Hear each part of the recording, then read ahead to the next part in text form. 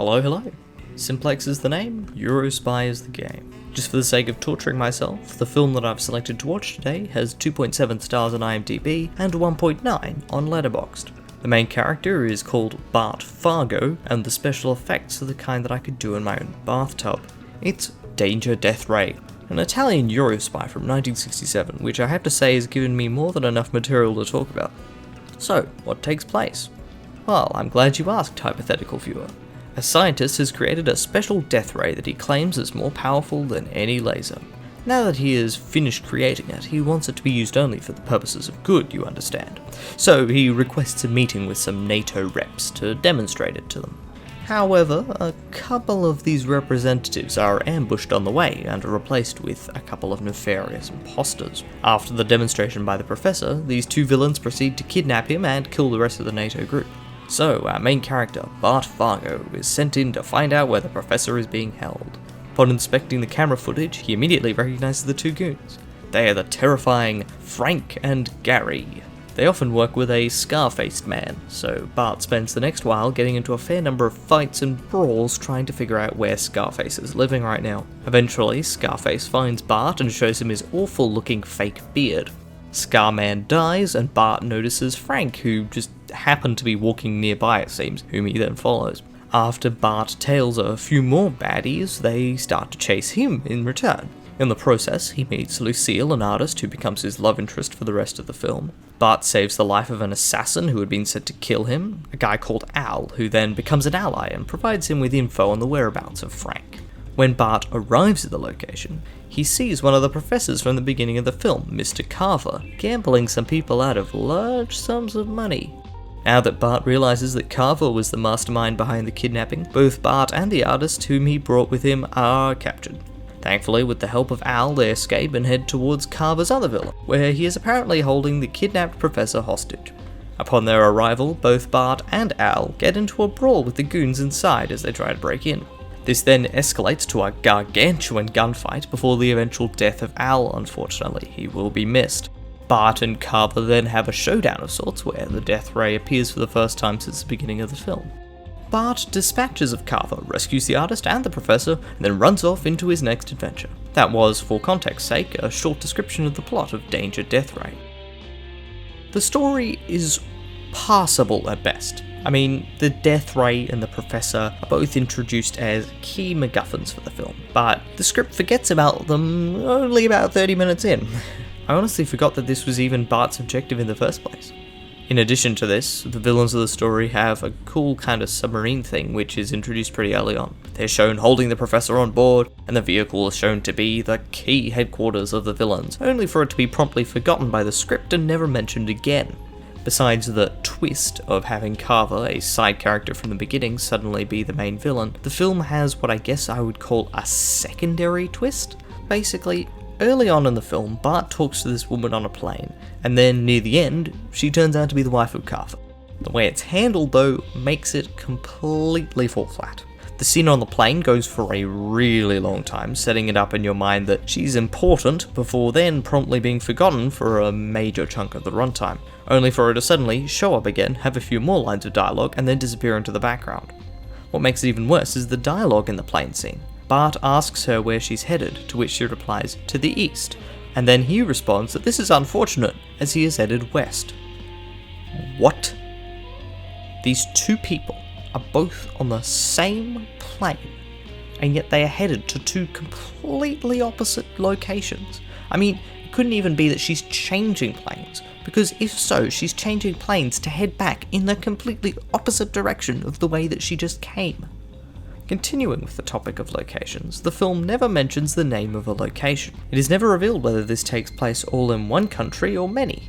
There is never a card or an establishing shot of a new location. Instead, the audience are just left to figure it out themselves. And sadly, because this is a mid-range budget Italian spy film, all the locations look like Italy, whether the filmmakers liked it or not. Now, although the film has so many problems, it does have one particular strength: having terribly over-exaggerated deaths. Here is a short compilation I put together of some of my favourites. There are so many great ones in this film.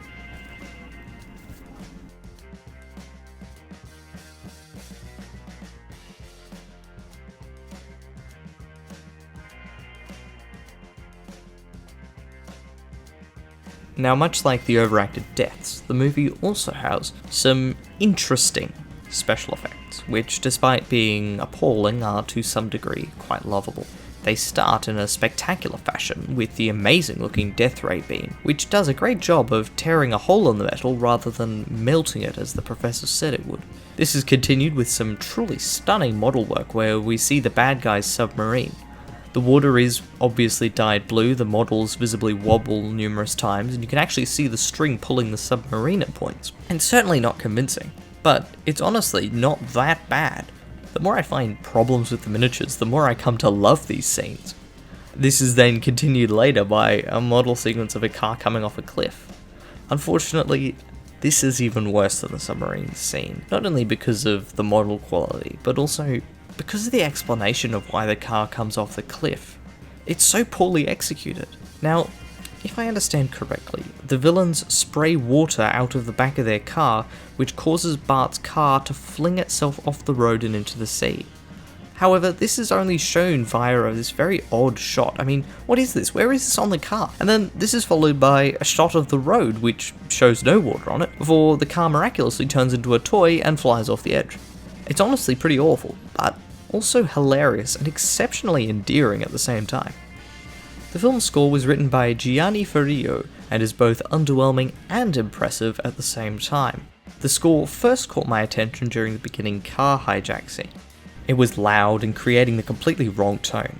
Now, don't get me wrong, I honestly really enjoy the cool lounge jazz feel of it, but it's lounge jazz, not high-octane shootout and getaway music. What makes it worse is that all of the tracks in the film are like this. None of them are tonally suited to the scenes that they appear in.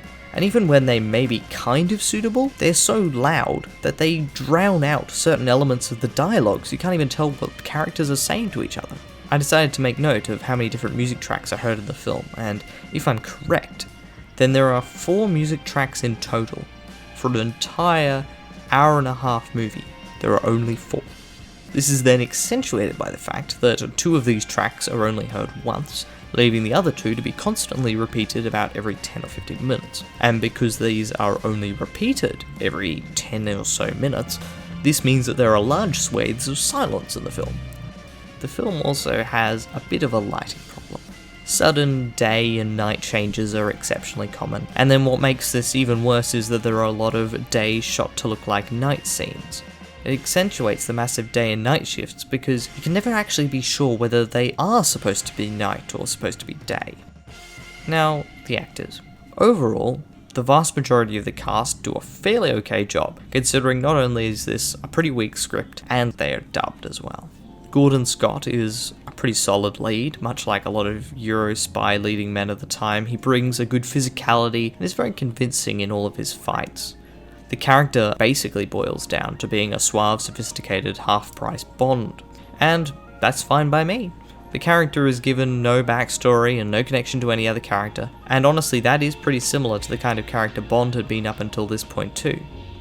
Now, one thing the character does suffer from is a poor name choice. I don't know who thought Bart Fargo, of all names, was a good idea, but it seriously weakens the character. I mean, it's so bad that I found myself physically cringing each time I heard somebody address him as Bart or Mr. Fargo.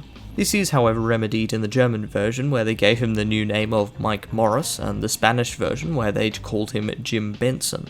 I don't know why they felt the need to change the name of the main character in each translation of the film, but I guess maybe they just couldn't decide which name they preferred more. Interestingly, this was one of Scott's retirement films, which he did during the 60s after he had moved to Europe following his success in a number of films including Tarzan the Magnificent. Overall, he's your generic Eurospy lead. There isn't really anything to complain about, but there honestly isn't a whole lot to really applaud him for either.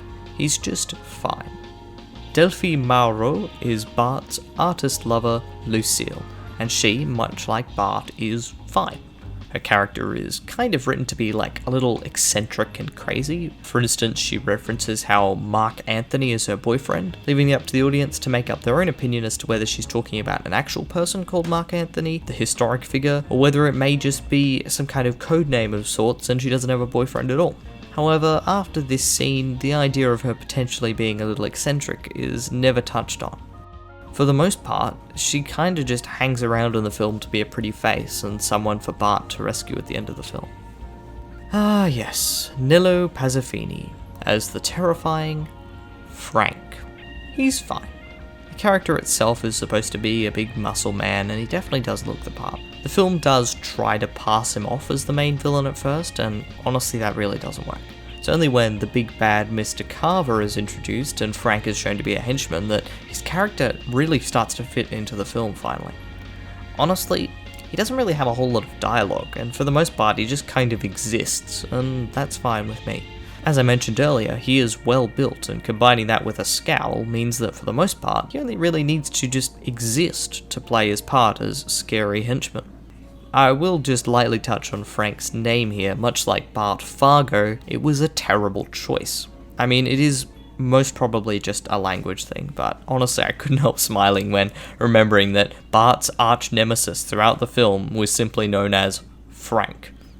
Alberto Dalbez returns from espionage in Tangiers, and much like in that film, he is the big bad villain, Carver. Unlike in that film, however, he actually feels like the main villain. His reveal is mildly surprising, considering he was portrayed as a scientist ally character in the beginning of the film. The classic technique of introducing the villain without showing his face is used to show Carver, and it's actually really long before we see his face. This works actually pretty well to create an anticipatory feeling in the audience's mind of who he could be. But the character definitely starts to fall apart when he has the showdown with Bart at the end. Mostly because of the Death Ray's seeming weakness against hitting human-sized targets, but also his lack of motivations for why he stole the thing in the first place. If I was to guess, it would be to sell it to other governments, but even then, surely all he would need to do would be to sell the plans that the professor had made, instead of forcing the professor to make him a new one. Overall though, this is definitely one of the actor's better performances. He's just kinda let down, as I said earlier, by a poor script and some very generic dialogue. Sylvia Solar is Mrs. Carver, and much like Erica from Assassination in Rome, her weird introduction to the film actually kinda works in her favour. Because she first shows up as a random woman in a very odd aircraft scene, the audience is tricked into thinking that she will be of no consequence to the plot or the rest of the film.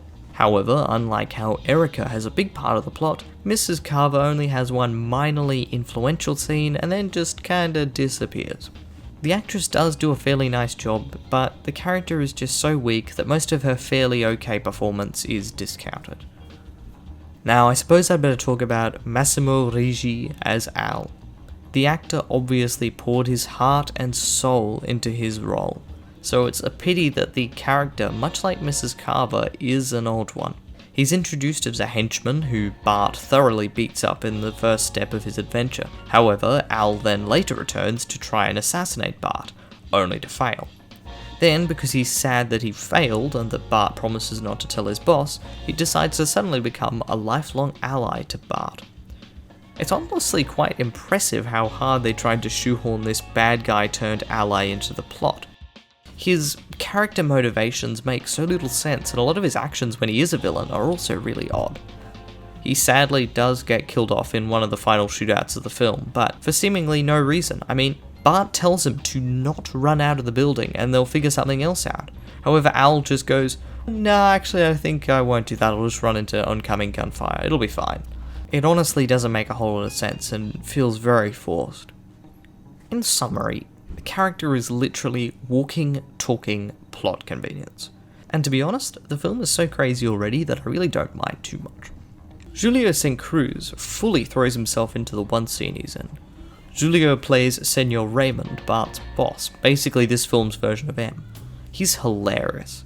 It's obvious that the filmmakers wanted to imitate the gruff demeanour of Bernard Lee's M and to attempt to recreate the somewhat cold relationship that he held with Sean Connery's Bond. However, they didn't quite pull it off. The whole scene pretty well consists of Senor Raymond repeatedly chastising Bart and Bart making witty and ill-appreciated responses. At points, it just devolves into Raymond full-on berating Bart. It's honestly pretty funny, but to some degree very intriguing to watch when you compare it with the Bond of the time. Carlos Hurtado is Scarface, the character who Bart is chasing for the vast majority of the film. The actor only appeared in 9 films from 65 to 67, and Danger Death Ray was one of his final films. Much like the rest of the cast of the film, he's fine. His job is to make small appearances and to tease the audience into thinking Bart will catch him, and that job is done to an adequate level. Unfortunately, the costume department really let the actor down. Throughout the vast majority of the film, Scarface wears a false beard, and a really false beard at that. I honestly thought this was painted on at first, but it turns out when Bart pulls it off him later that it is in fact an actual false beard. The beard itself just works to make him look like an evil Abraham Lincoln, and this makes all of his scenes unintentionally hilarious. Okay, the action. Throughout the film there are a few pretty solid bits of action, with the film being bookended by two massive action spectacles. About 10-ish minutes into the film there is an exceptionally long shootout between a bunch of baddies and all the guards who have been protecting the death ray and don't want it to be taken away. This whole sequence is way too long, with numerous ridiculous drawn out deaths, which I showed off a bit earlier in this episode. It's actually very impressive that they were able to string along such a drawn out fight, and does, to some degree, add to the audience's perception of the death ray as such an important weapon. The ending action shootout is pretty weak too, with very little substance and just a general lack of logic, to be honest. However, after this is probably one of the best scenes of the film, Bart's infiltration of Carver's base. The scene itself is pretty straightforward. Bart needs to get to Carver's evil lab to destroy the death ray and save Lucille and the professor. On his way there, however, he encounters what appear to be sort of normal designs in the plasterwork, which are actually guns which Carver is operating to try and prevent Bart from reaching him. The scene works really well because this is one of the first times Bart is properly challenged. We see him struggle to clear certain routes, and overall he actually appears pretty exhausted by the end of the sequence. In addition to this, it is very well shot, and there are a lot of little things done for the audience. For instance, the reuse of the same pattern in the wall's plaster around the guns leads to a few times where the audience is aware of the trap before Bart is, and are kept engaged to see whether he'll react to it in time. And honestly, Bart just looks cool doing this. Gordon Scott makes it look so slick, just like he had done this kind of job millions of times before. Overall, Danger Death Ray is a seriously mixed bag.